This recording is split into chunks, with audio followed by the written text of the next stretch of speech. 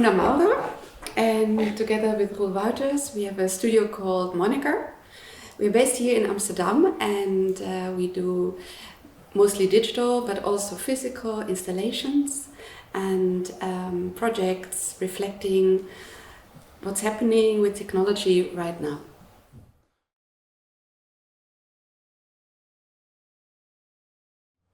Yeah, so when we started the whole web and everything, what was called new media was like super new, and was very much excited. And we were sort of at the time trained as traditional graphic designers, and we felt that we wanted to somehow be designers for this new medium and this new kind of technology that was around. So we really tried to sort of investigate in what kind of designers would be necessary in this new age or this new sort of field. And so we worked on that a lot in the beginning, and we were also very, optimistic about this whole technical revolution. So there was this thing like Wikipedia and like sharing knowledge, making hyperlinks to other people. We thought, okay, the web will somehow really connect everybody in the world, and we will share knowledge and these kind of things. And that is turned out to be a bit different. If you look now, what is the web? Of course, there's been a lot of super nice things happening, but also you could say it changed from a platform where you could actually publish or make something or manifest yourself to a place that is basically more the infrastructure for big tech. And that is something that we are a bit sad about, or at least we somehow observe this with you could say we lament on it every now and then. Yeah. On the other hand, it also creates a lot of opportunities. Luna. Yeah, I would like to say really clear that we criticize a lot what is going on right now as well, because on lots of levels, like with social media, what the role is of the individual, how we celebrate our individuality and the ego online, topics like that, or topics like authorship, topics like censorship online. So these things are really difficult and problematic, and with our work we really also focus on these. Not that we give answers, but we feel like we cannot just play with the tools online without having an opinion about that, really. So and then sometimes luckily we get commissions where we are asked also to have an opinion maybe, or to express ourselves. I think we work a lot for cultural institutions, and we work a lot for educational or for schools and stuff. We did a lot of educational work, but also big tech companies like Mozilla we work for a lot, and Google and Apple as well. So that's a bit like the range of clients.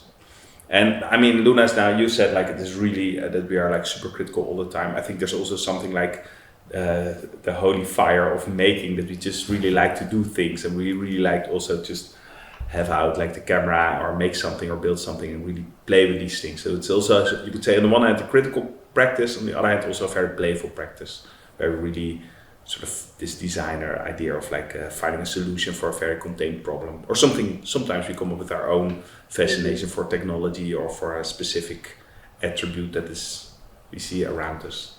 So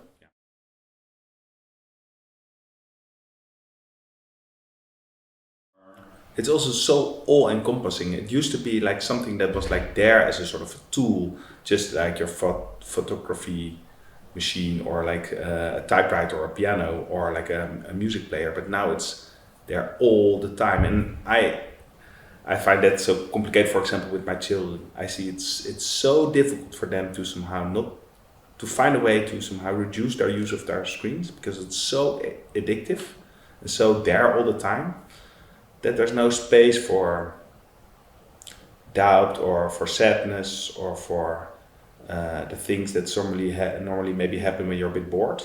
You don't know what to do, and from that you could say loss of initiative starts. And I think because boredom is basically eliminated with lots of this Snapchat or whatever, there's always something, at the moment you feel uncomfortable, you pick up your phone and you just scroll a bit and then it's gone again. And I think that is the most problematic thing for me when I look at the world around me. But yeah, it's also apparently like people invest so much in it, probably they also will maybe hopefully acquire a new skill that I'm not really aware of, that maybe come in handy for future generations. I don't know. But that feels a bit sad to me. There's no space for boredom. I think you said that really nicely. Also, sadness or ugliness, or like it's always very pretty and showing off and glamorous or colorful, or all.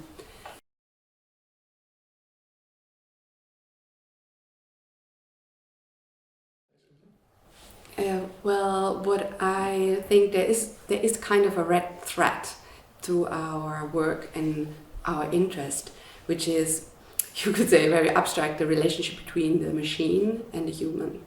So what we did a lot when we founded, for example, conditional design, this mentality where you design environments in which a process can take place, and we were thinking about all kinds of rules and instructions for people in order to crystallize a certain pattern or something that you could think of beforehand, what you were interested in, what would come out or what to study, and playing with these instructions and rules and observing patterns is something which we still do, I would say, which we still are very interested in the work. So what kind of behavior people have when they play with the phone, or when we give them a certain tool with taking pictures, or we were asked also to work with the theater group with the topic of waiting. So basically observing what is waiting as behavior, how does that change through time, and coming up with environments, designing environments where we observe this. Yeah, I think it's also good to mention that it's never our goal to use something, like to use technology as a goal. It's always more about that we like to study how people behave, and then all of a sudden they're confronted with or a new machine like their phones, and then and then all the possibilities that creates for this human, but also how does it affect our daily lives is then all of a sudden of our interest. For example, this with VR, there's this new VR, and of course there's like this whoa at the moment you have this VR thing, but at the same time it's also strange that you don't really have a body in like a virtual reality world. And that then, for example, can be like a total trigger for us, and then we start what is the body, and how do we normally look at our bodies in the physical world, and is that actually, does it need to be translated, and that sort of relation between technology and human beings, and how that affects the way we interact with each other and with the technology around us, is always, you could say, at the core of the things we do. But I think what we earlier mentioned, that we thought, okay, we were studying and we were thinking about how do we relate to this new medium and how do we relate in general to design. And we saw that a lot of peers and friends of ours, they had like a very specific handwriting. For example, Job, my brother, he has like very specific handwriting, and that is what he somehow, that's how his practice manifests itself. And we felt, if you want to relate to and think about this new technology, it's not so much about your handwriting, it's more about like what kind of constellation will appear from this sort of digital environment. What links will work to what directions, and what are the limitations, and how can it grow or how can it shrink, all these things. Or for example, the limitation of Twitter with this amount of characters, and there's no technical, anyway, we thought it's more about the design of these limitations and the design of the environment, rather than developing a personal handwriting as a craftsman. We thought that the craftsmanship is more in the design of the rules and the constellations, rather than in the brushstroke. So that was, I think, in a nutshell, how we thought about this conditional design. And I'd like to add also the idea of the process, because back then our background was graphic design, and there we were confronted with static media like books, posters, and so forth. And coming up with digital environment, we were not interested in only making websites, but thinking more design as something which evolves, which can grow, which can change over time. And this idea of processes we wanted to basically emphasize. So basically the result is not a fixed set or fixed design or formation, but a continuous evolving process. So we really felt attached to this thought, and we really thought we should write this down. And so we came also every Tuesday into my kitchen with the four of us, Edo Paulos, Jonathan Paki, Roel and me. So we were 4 members, you could say, writing this during the course of almost a year. This was all before we started Moniker anyway, so it's also important to say maybe it's not a Moniker project per se. No. It's something that happened before this. Yeah, and what I think also when we talk about it, it sounds pretty abstract, or you could say a bit like intellectual, or it's like very much theoretical, let's put it like that. But I think in reality it was also just like, if you do this digital stuff, it's very difficult where to focus on, because everything is possible. And you can really think, okay, I make like a website, a very good website, but we thought, okay, we really want to focus on how people use these things and what kind of effect does it have on our behavior. And if you look at these projects from that perspective, then you make completely different decisions than you're basically after like a cool visual output, for example. And we were basically, you could say, in retrospect, we were sort of studying an ant farm. We thought, okay, all these people on the internet, they do stuff. We place them, we make this little, let's say, maze, or this little exercise or challenge that they have to do, and we'll just study what their behavior is. And for years that was like super nice and satisfying. We learned so many things about human behavior, and especially digital human behavior, but also in performances and other, let's say, more offline kind of things. And it still is very much part of our practice. And maybe it's also good to say that the difficulty was also that you couldn't really say what we are doing. You know, we wouldn't really fit into, we are not an agency, we are not a production house, we are not graphic designers. We also felt we don't fit any box, you know, you could not really say. Yeah. So we would make performances in a concert building where the audience becomes the participant of the piece, as well as a floor sticker installation in musea, as well as participatory video clips, as well as like films, very diverse, that materializes these ideas, very diverse. But I must say, I find it sometimes a bit sad that we are somehow so much, so diverse. And for example, our peers that are really somehow stay together in the net art, for example, they really have this sort of, you could say, a canon of works that are really related to each other, and they always quote and mention each other. I feel we are really like outer space.